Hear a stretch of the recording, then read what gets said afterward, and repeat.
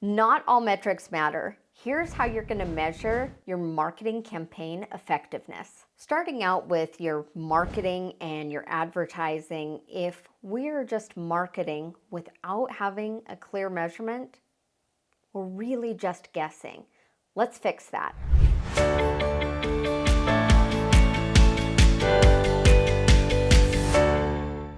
The first thing we're going to take a look at in order to avoid guessing when it comes to our marketing is we want to first take a look at the things that we want to measure. It's oftentimes fun to only look at the likes or the views or maybe even the ROI on our marketing campaign. However, those may not be the metrics that matter most for that specific campaign. Oftentimes what I will do is first go through and map out the advertising spot. Let me define for you the difference between advertising and marketing. Advertising is where people are seeing your specific message. If that is an actual ad campaign, say on Meta, then that's the ad. What does it look like? And then the marketing is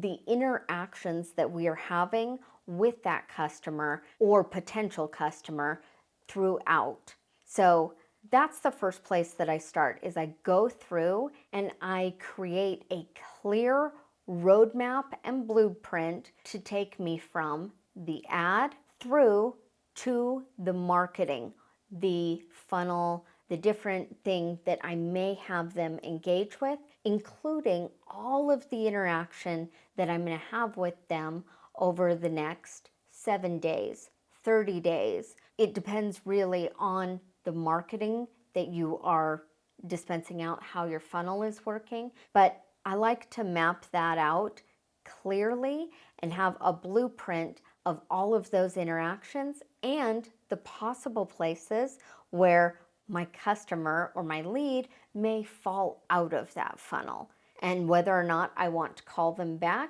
or whether or not that fallout point is a place where we say, great, they are not my ideal customer. As you've gone through and clearly blueprinted out your marketing campaign, choosing the right metrics to measure to match your goals is very important.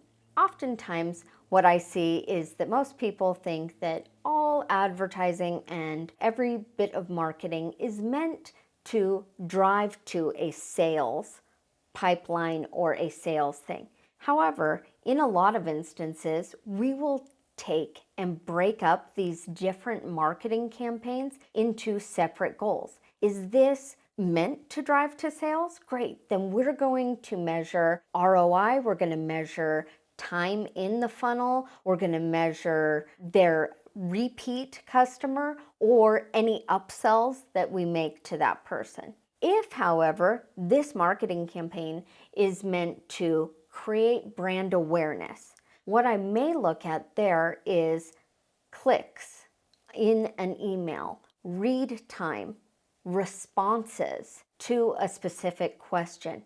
Perhaps I will give my lead or my customer a specific goal, like posting in a Facebook group or replying back to an email.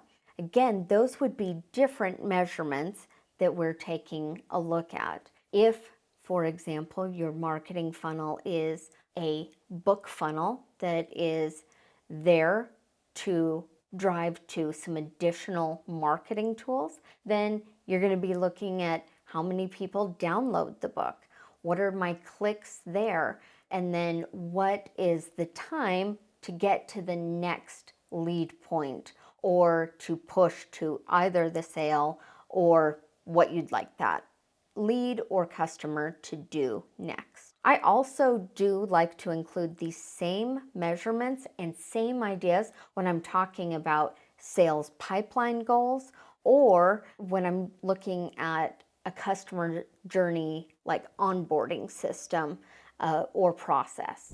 Programming in the right measurement tools into your CRM system is going to be mission critical when it comes to measuring the effectiveness of your marketing campaign. One of the key things that I find very helpful when we are talking about building out or measuring effectiveness is that I go through and I clearly map out my customer journey and I blueprint out my process. What that's going to allow me to do is put the appropriate tags, custom fields, custom values, and tracking length of time on page, length of time in the campaign, when they started interacting with us. And it allows me to take all of that information and be able to put it into the tags, those custom fields that I need in order to properly measure my success. What I can do from there is I can analyze the data over a specific set of time. So the first kind of gauge that I'll take a look at is, hey, when was this customer come in to, and not even just one customer, but a set of customers, when they came in, how often did they go through and do and reach the goals that I was looking for? Then I make one small adjustment in my marketing campaign that I think will help me be able to determine a customer's success or get them to their next goal faster. So maybe that's an email subject line. Maybe it's a stronger call to action on my confirmation page. Maybe it's clearer wording in my ad. Whatever that one thing is, one of the key mistakes I see people making is that they will change a lot of things based on a small set of data. What I would rather see you do in order to measure your success best is change one small thing and then measure success again based off of that one thing. Then go to the next thing, then the next thing. That's going to help give you a better A/B testing than say, I've changed everything, therefore I have no idea what thing was the thing that helped determine it. A customer that I work with on a regular basis, his product is an information-based product, and he has a course and a coaching program associated with his business. And one of the key things that we thought was wrong was emails and text messages when it came to getting people to engage with the next step once they had purchased their challenge. And we made tweaks and adjustments, none of which we were seeing make a very big difference over a couple of months. And so then we went to the confirmation page. And we went to the confirmation page and we realized there was one step on that confirmation page that we no longer needed any purchaser to do, but we still had it on the page. And so we made an adjustment to the confirmation page, all of those details, and within a week's time, we had more than doubled the engagement and the successfulness of people within his program just by switching that one thing.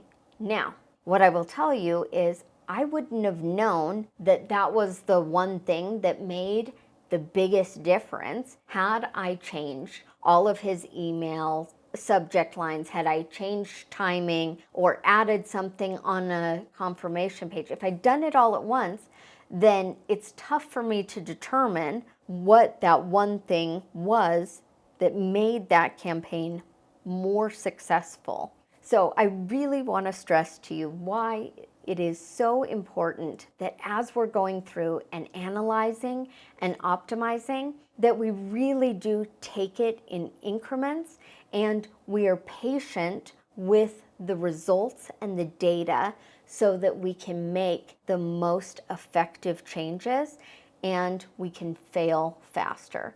The goal isn't to be perfect right out the gate. The goal is to learn what is working and what isn't working faster so that you can get to what works in the shortest amount of time. If you want to know more about customer journeys and how you can go through and clearly map out those processes, I want you to check out this video right here.